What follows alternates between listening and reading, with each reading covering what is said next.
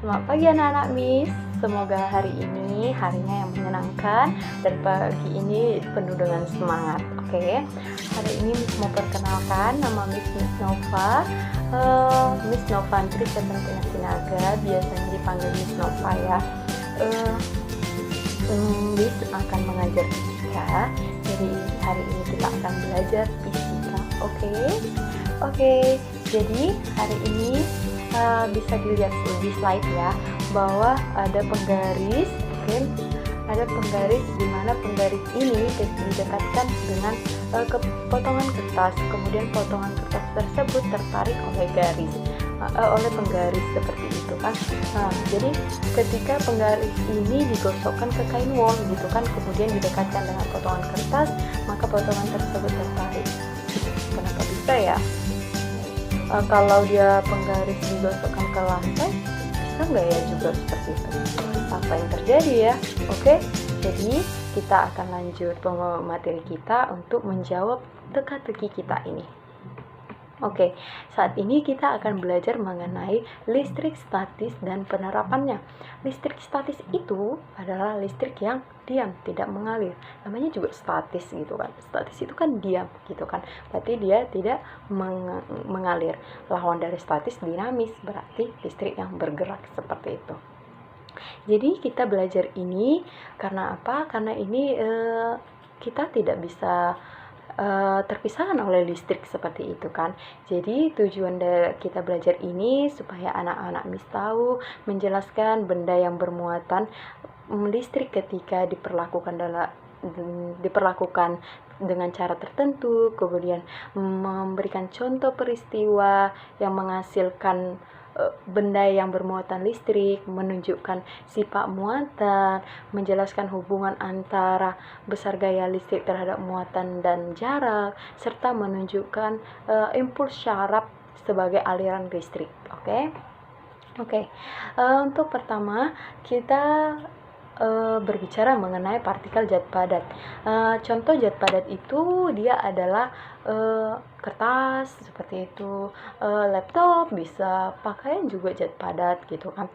Jadi zat padat ini terdiri dari beberapa partikel seperti itu kan, tersusun oleh beberapa partikel. Kita bisa lihat bahwa di dalam slide ini ada beberapa partikel yang dianya sangat teratur dan banyak. Kemudian partikel ini kita pisahkan, kita ambil satu partikel, dan satu partikel ini terdiri dari satu atom kayak gitu kan, dimana atom ini terdiri dari beberapa muatan. Contohnya itu adalah muatan positif, muatan negatif, dan muatan netral. Kita lihat di inti atom atau dalamnya atom itu diisi oleh elektron, oleh proton, dan oleh neutron. Sedangkan elektron berada di kulit atom ini yang hitam bergerak ini ya anak-anak. Jadi suatu atom dikatakan bersifat netral apabila jumlah positif atau proton sama dengan jumlah neutron.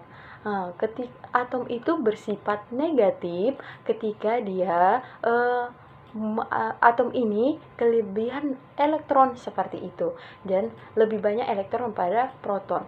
Suatu atom bersifat positif seperti itu ketika dia kelebihan proton, lebih banyak proton daripada neutron seperti itu ya. Oke, kita lanjut. Cara memberi muatan listrik pada benda seperti yang contoh pertama tadi kan, ketika penggaris digosokkan gitu kan ke kain wol, apa yang terjadi? Ada aliran listrik sebenarnya yang terjadi, maka potongan-potongan kertas tadi terangkat karena ada aliran listrik ya. Kenapa bisa ada aliran listrik ya? Yaitu karena ada terjadi pemindahan, pemberian muatan listrik, yaitu muatan positif dan muatan negatif. Ini ada kita lihat sebuah penggaris, kemudian ada kain wol seperti itu. Jadi penggaris ini yang bersifat netral dan kedua-duanya netral digosok-gosokkan nih kain wolnya. Apa yang terjadi? Yang terjadi adalah penggaris listrik mendapat asupan atau diberikan muatan negatif oleh kain wol seperti itu. Karena elektron kain wol ini pindah ke penggaris plastik, maka kain wol ini jadi bersifat positif. Karena dia tadi netral, dia punya positif dan negatif. Diberikan negatifnya, maka yang tertinggal adalah positifnya. Begitu juga contohnya kaca dan kain kusutra yang kedua-duanya netral seperti itu kan. Ketika digosokkan gitu kain sutranya terhadap kaca, apa yang terjadi? Kain kaca tersebut bermuatan positif gitu kan. Kenapa? Karena elektronnya diberikan ke kain sutra, sehingga kain sutranya bermuatan negatif seperti itu dianya. Oke? Ya, di sini ada namanya interaksi antar muatan listrik, hubungan seperti itu kan. Hubungan seperti apa gitu. Oke, kita lanjut. Kita bisa lihat bahwa ada di sini muatan positif dengan muatan positif. Ketika didekatkan, mereka saling menjauh gitu kan. Seperti kayak membenci begitu, saling menjauh gitu. Terus ada muatan yang positif didekatkan dengan muatan negatif gitu kan. Mereka, coba kita lihat, mereka saling mendekat, seperti saling mengikat seperti itu. Beda lagi dengan yang ketiga, dia itu muatan negatif dengan muatan negatif seperti itu. Apa yang terjadi? Mereka juga saling tolak menolak, saling jauh begitu kan. Jadi bisa kita simpulkan bahwa muatan sejenis akan saling tolak menolak kayak gitu. Contohnya itu perempuan dengan perempuan pada umumnya harus tolak menolak seperti itu. Laki-laki dengan laki-laki tolak menolak. Tapi kalau lain jenis gitu kan, contohnya tadi positif dengan negatif, maka akan saling tarik menarik seperti itu ya. Oke. Jadi di sini ada kita bisa lihat di sini ada dua muatan, oke? Muatan pertama positif, keduanya ada positif juga. Simbol dari muatan itu adalah Ki ya, anak-anak. Ketika didekatkan mereka kan saling jauh menjauh gitu kan. Nah, ketika saling menjauh ada gaya yang membuat mereka saling menjauh, yaitu gayanya ini juga saling menjauh. Nah, jaraknya itu disimbolkan dengan R, jarak antara muatan ini simbol R, di mana muatan itu dengan Ki. Kemudian yang kedua kita lihat ada muatan yang berbeda, satu positif, satunya lagi adalah negatif. Gimana ya ketika kita dekatkan? Pasti mereka saling tarik menarik karena mereka lain jenis gitu kan.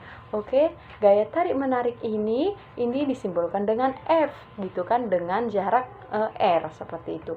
Jadi inilah yang disebut dengan hukum Coulomb ya anak-anak.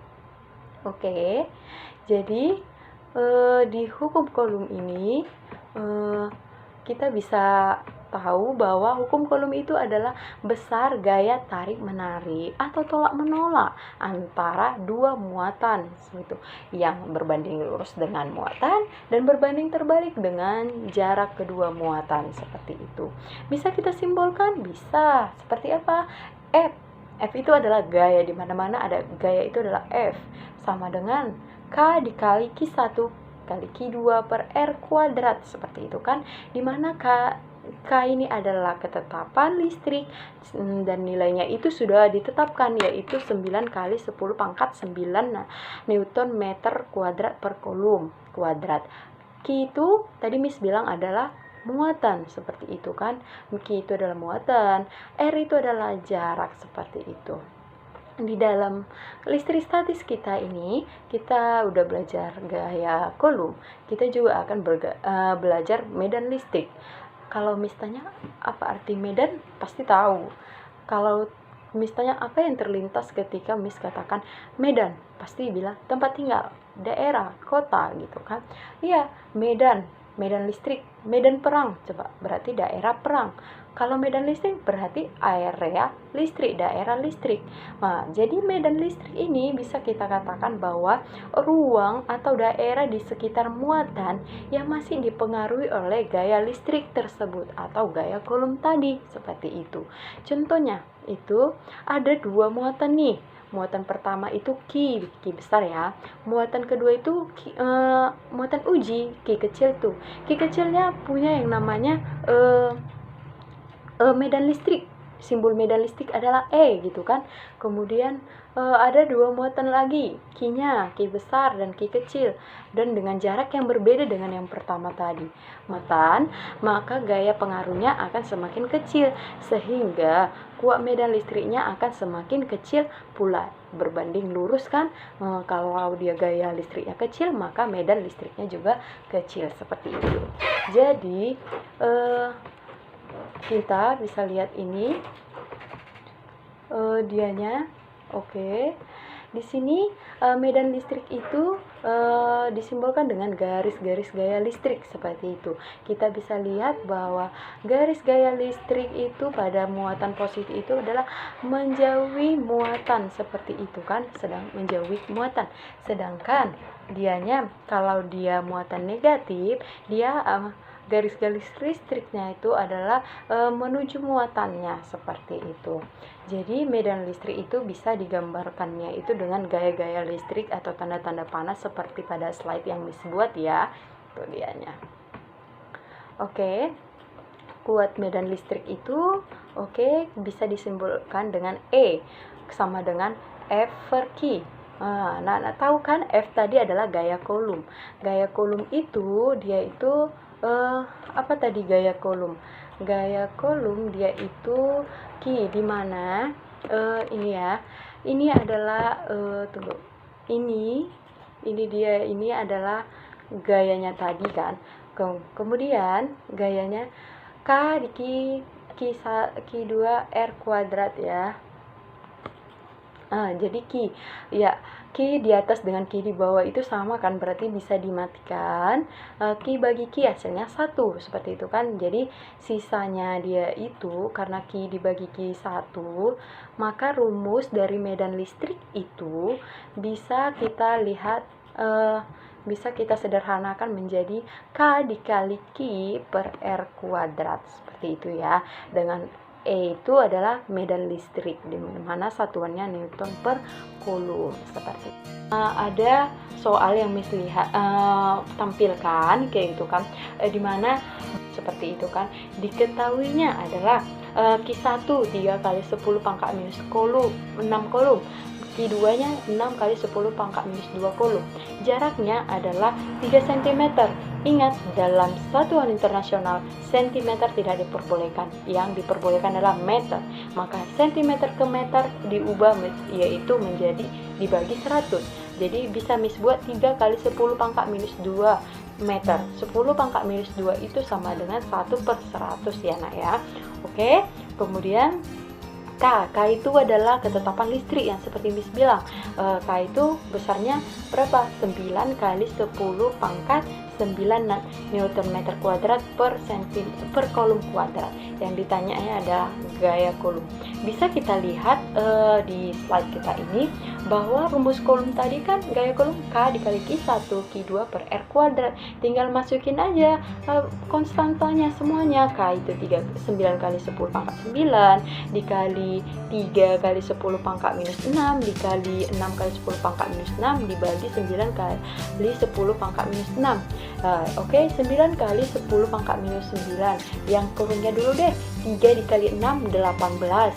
10 pangkat minus 6 kali 10 pangkat minus 6 itu karena bilangan pokoknya sama yaitu 10, maka pangkat itu tinggal kita jumlahkan, minus 6 tambah minus 6 hasilnya adalah minus 12 dibagi kan R-nya tadi kuadrat, udah Miss kuadratin gitu kan. FC-nya itu adalah 180 Newton. Oke, jadi harapan Miss mereka anak-anak sekalian sehat.